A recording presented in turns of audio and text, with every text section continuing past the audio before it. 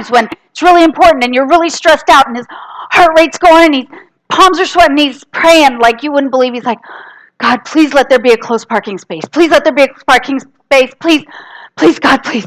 And he drives into the parking lot, screeches into the parking lot. Please let there be a closed parking space, please. And as he drives up to the front door, the first spot opens up. Somebody backs out. He turns on his signal and starts to pull in and goes, never mind, God, I got it. Now, if any of you resemble that remark, you might want to exercise your gratitude muscle a little bit. Brother David Steindl Rast says, it is not joy that makes us grateful. It is gratitude that makes us joyful.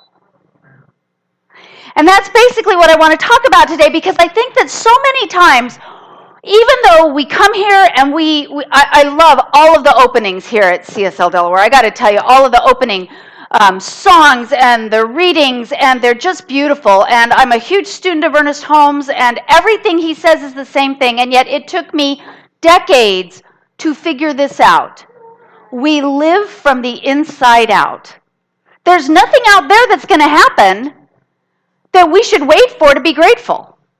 It's not like when X, then I'll be grateful. When Y, then I'll give thanks. And yet we do. Don't we act like God's out there sometimes? Like the guy with the parking space? Come on, God, bring it on. Come on, God, bring it on. No. Let's be grateful knowing God's got it already. Knowing God's got it already. So we have to look for the good. We have to look for the good and praise it. The great teacher, Emma Curtis Hopkins, says, there is good for us, and we ought to have it. You've probably heard a phrase like that around here before, if you've been around here for any time at all. There's good for us, and we ought to have it. But here's the thing. The word ought in ancient Greece comes from a Greek word, is a binding contract. It is a binding spiritual contract. So when we say there's good for us and I ought to have it, it means that God promises us our good. And all we have to do is act like we believe that's true. That's all we have to do is act like we believe that's true. One of my teachers, Dr. Fred Vogt from Mile High Church in Colorado, used to say, if you were accused of believing in the science of mind, could people find enough evidence to convict you? Would you, if someone followed you around, would people believe that you lived from a place of gratitude, that you believed that there was good for you and you ought to have it, that your good was already assured? There are a few ways we do that. There are a few ways we get to work on finding the good and praising it. And the first thing is, we have to ask for our good. We have to ask for it. Jesus says, ask, and it is given. Knock, and the door is opened unto you. Ask. You'll note that in the scripture, Jesus didn't say, remain silent, hope the other person reads your mind, and if they don't, get mad at them. I didn't see that anywhere in any of my ministerial studies. And yet, anybody else do that? Hope someone knows what you want? Drop little hints? Oh, wouldn't that be nice if I got that too? We ask. This actually takes a high level of emotional intelligence, which is the workshop I'm going to be giving later this afternoon, if any of you would like to come back. But we have to ask. One of the greatest examples, this is actually an old story. You may have seen it, but it's 30 years old now. But it's the story of Marquita Andrews, who was a Girl Scout. Now, when Marquita was 8 years old, she had a dream. She wanted to travel around the world. But Marquita's mom was a single mother. She had struggled since divorcing Marquita's dad. They lived in an apartment. Her mom worked really hard, didn't have a lot of extra money. And so 8-year-old Marquita says, I want to travel around the world. And Marquita's mom gave her the perfect advice, the perfect parental advice that probably you would give your children or your parents gave you. Her mom said, well, Marquita, study hard at school, get good grades, go to college, get a good job, and then save your money. And when you do all that, then you'll have enough money to go around the world. That's not bad advice. Not bad advice at all. But Marquita had a different idea. So Marquita was a Girl Scout. She goes to school the next week, and she sees that it's Girl Scout cookie time. I was the Girl Scout leader for my daughter's troop for years. I remember cookie time fondly. It's Girl Scout, fondly. Let's put that in air quotes. Fondly. It's Girl Scout cookie time, and she sees that whoever sells the most cookies of any Girl Scout anywhere wins, guess what? A trip around the world. So Marquita begins to go after that goal. She doesn't go up in this kind of namby-pamby sort of, hi, would you like to make some Girl Scout cookies? Way that my daughter and many others do when they have to sell Girl Scout cookies. She knocked on the door, and when people answered, she would say something audacious like, I have a dream. Will you help me make my dream come true? Now, who's going to deny an 8-year-old that? Or she would knock on the door and she would say, can you make a $30,000 donation to the Girl Scouts? And the people would say, well, no. And she said, okay, can you buy a box of cookies? I mean, this girl, she went on to write a book, actually, on selling, and it became a textbook in sales classes in MBA programs. But 8-year-old Marquita Andrews sold 30,000 boxes of Girl Scout cookies and took her mom around the world. Wow. Ask. She believed absolutely in her good. She believed it was done. She didn't wait for some sign out there to show her if that was the way. I do this all the time. It drives me crazy in myself, and it drives me crazy when I watch other people do it. Well, it didn't come easily, so it must not be my path. God must not want me to have that. No, if you want it, it is meant to be, and you just have to ask for what it takes to get there. You have to ask. Courageous as you have to be. That's the work. You have to find the courage to ask and take the responsibility to ask and not let someone else decide when you get your good. Ask. The second thing, we have to train ourselves to see the good. We have to train ourselves to see the good. So I have a question. It's a trick question. I'll warn you up front. Is the earth round or flat? I don't know. Yeah, good answer. It's both. It depends on your perspective. If you're building a building and you need to lay a foundation, Tom, tell me if I'm right, you got to make sure the earth is flat. Correct? Correct. So in that instance, the earth is flat. When you are boots on the ground and your perspective is small and narrow, the truth is one thing. Now, if you're an astronaut on the moon, we just celebrated the 50th anniversary of the moonwalk. If you're an astronaut up there, the earth is round. The bigger your perspective, the easier it is to see the good. The larger your perspective, the easier it is to see the good. But we don't train ourselves to see that. We train ourselves to see what's right in front of us. I know many, many people, myself included, get up in the morning and they look at their day as a list of problems they have to handle. Well, what happens when you see everything as a problem? You get more problems. Thank you. You get more problems. That's right. But when you step back and look at them as opportunities or gifts, or even just look at them as just stuff. You don't even have to label them as something. Just, this is my day. Then you train yourself to start seeing the good. You have to pull your perspective back. This is an easy one. How many people have ever had something that looked like it was bad in the moment happen to them, get laid off of a job, bad diagnosis, relationship ends or whatever, and 5 years later look back at it and said, that was the best thing that ever happened to me? Anybody else besides me? I think we can all kind of share that experience, that something in the moment that we wrung our hands and gnashed our teeth about because we thought this is the worst thing that could possibly happen, once we get through that fear and we get over the hump, we see it was really good.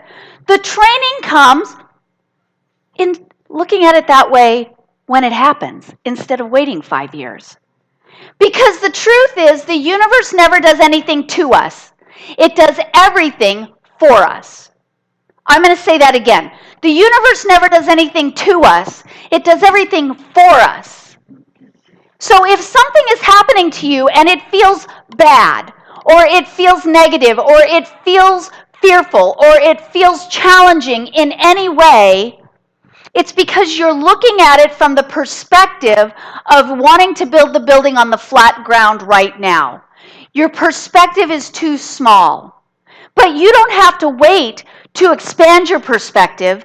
You can do it immediately. How would someone else look at this? That's why things like seeing a practitioner are so helpful. When you're up against a challenge, the practitioner can go right to that 30,000-foot level for you and see the bigger perspective and help you know the spiritual truth about it. That's one of the benefits that the practitioners provide to you, so take advantage of that. You don't have to always look at it in the smallness. Train yourself. Train yourself. Think of yourself, if you're someone who prides yourself on being a really good problem solver, if you're someone who can find the answer every time and work through the solution, that's okay. But if you define your identity as a problem solver, what are you going to keep attracting? Problems. Shift your perspective up a little bit and see yourself as a wayfinder. You don't solve problems, you find the way. But this takes training. You've got to catch yourself as you're starting to think about the negativity. You've got to catch yourself when you start to see the problems. You've got to catch yourself in order to shift right away. I did some work with a neuroscientist named Dr. Joe Dispenza. He's a great man. You might have heard of him. He was in the movie What the Bleep Do We Know? And he's written Breaking the Habit of Being Yourself and other books. And he has in his meditation that when you start to catch yourself in a thought pattern that you don't want anymore, you say out loud, change. You just stop and say out loud, change. And then you work on what that change is that you want to go to. You got to have something to go to, which will be my next point of practicing. But that's part of the training. When you feel yourself starting to spin, just change. When you feel yourself starting to get negative or upset or fearful or angry, change. And you can shift to gratitude right away. And the last thing that it takes is practice. Practice, practice, practice. You guys know, how do you get to Carnegie Hall? Practice, practice, practice. That's right. Because this is a skill. This is a skill. I think we think when it comes to spirituality that it's just part of who we are and we should wake up one morning and have this big epiphany and life is good and all we have to do is change our mind and everything will work great. And you know what? If you were this age down here, that would be true.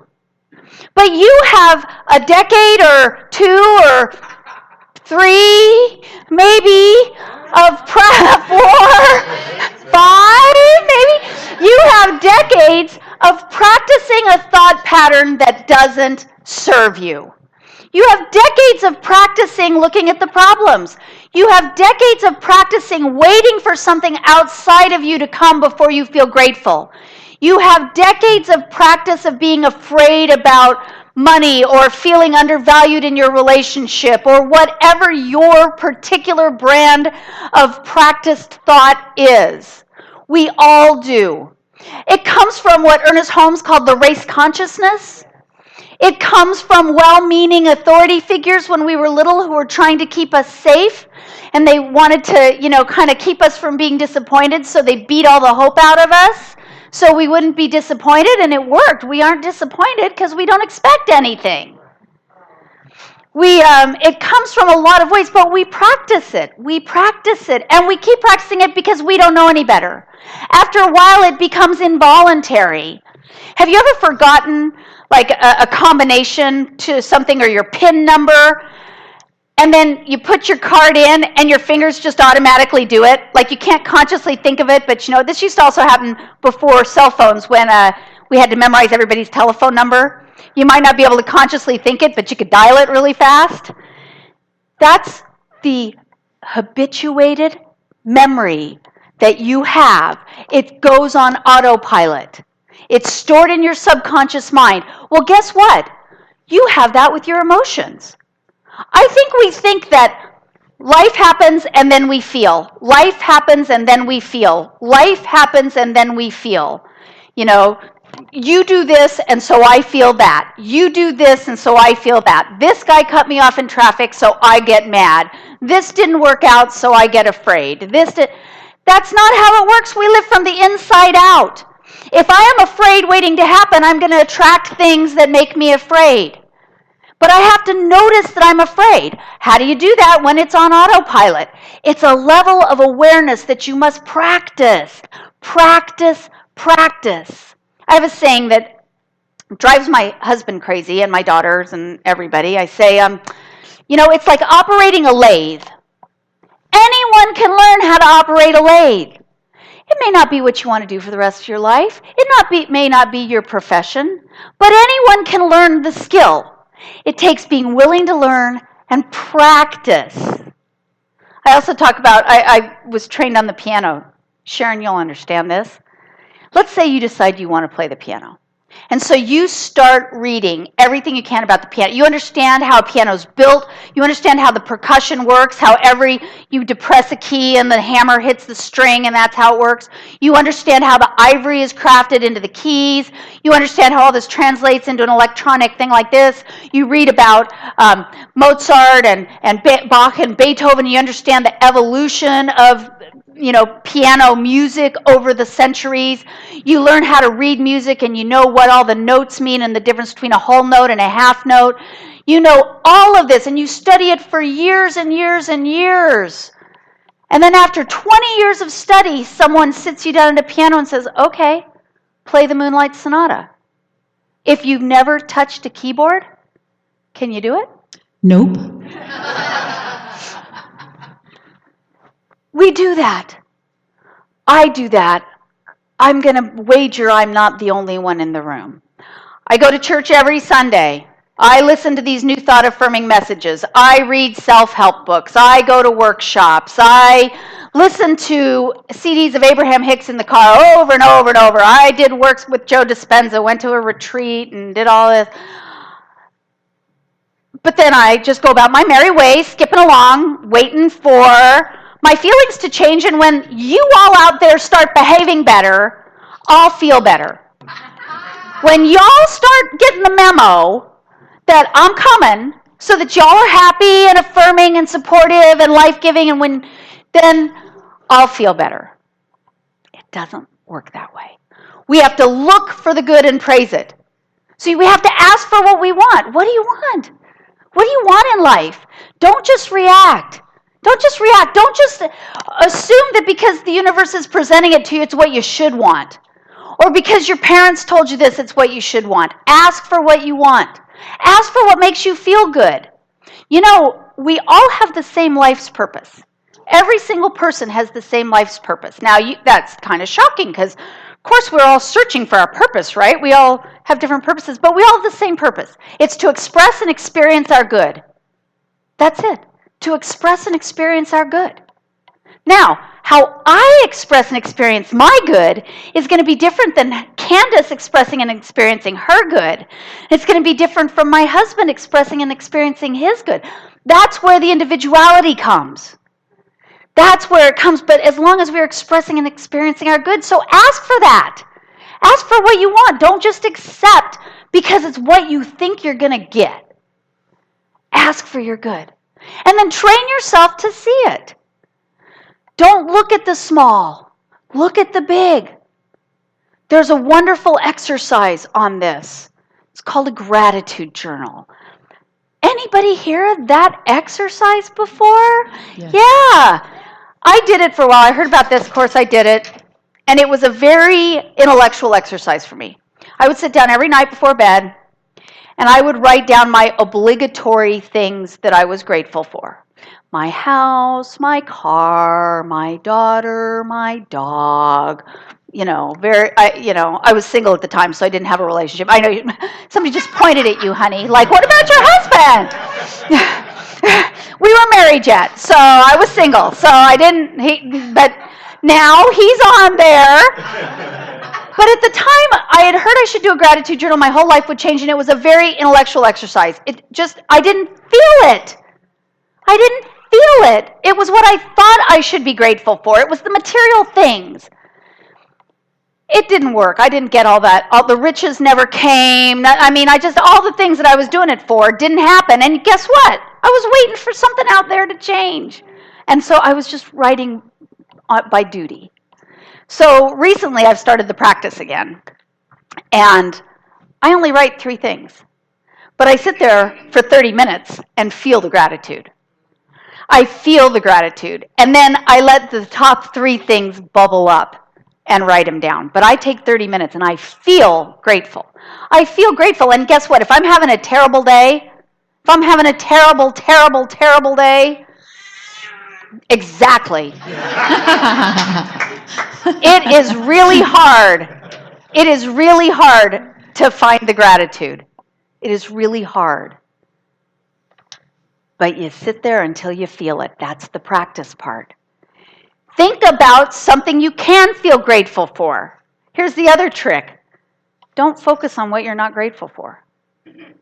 If you had a bad day at work and your boss is an absolute jerk, or you had a coworker that just, if all of that happens, sit down. Don't sit there and go, I should be grateful for that person. Darn it. I'm grateful for him, I guess I'm grateful for him. I'm going to be great. No. Why make it hard? Go play with your cat or your dog and be grateful for them. Because the gratitude doesn't have to be about a specific thing as long as you get to the state of gratitude about anything.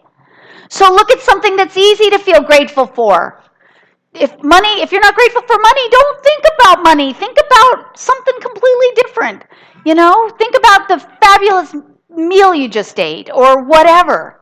Find something to be grateful for and practice it, practice it, practice it, practice it, practice it.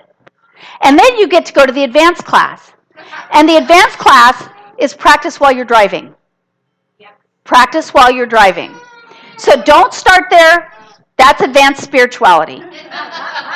Practice at home in the meditation chair, thinking about something easy.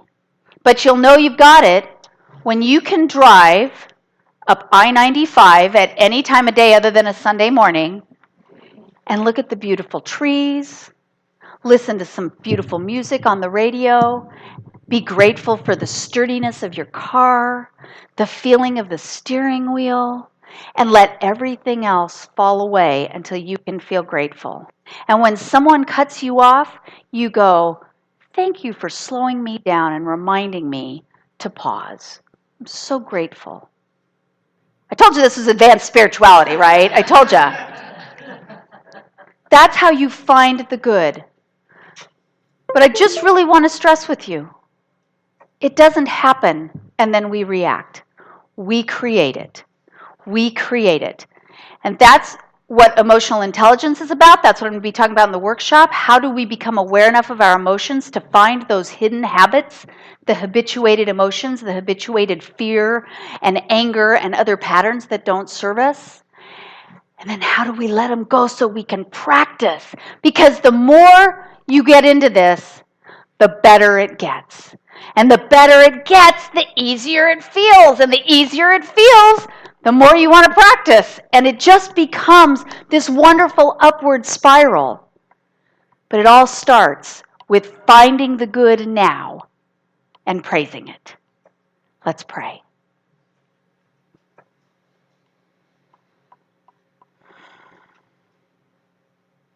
So here's what I know.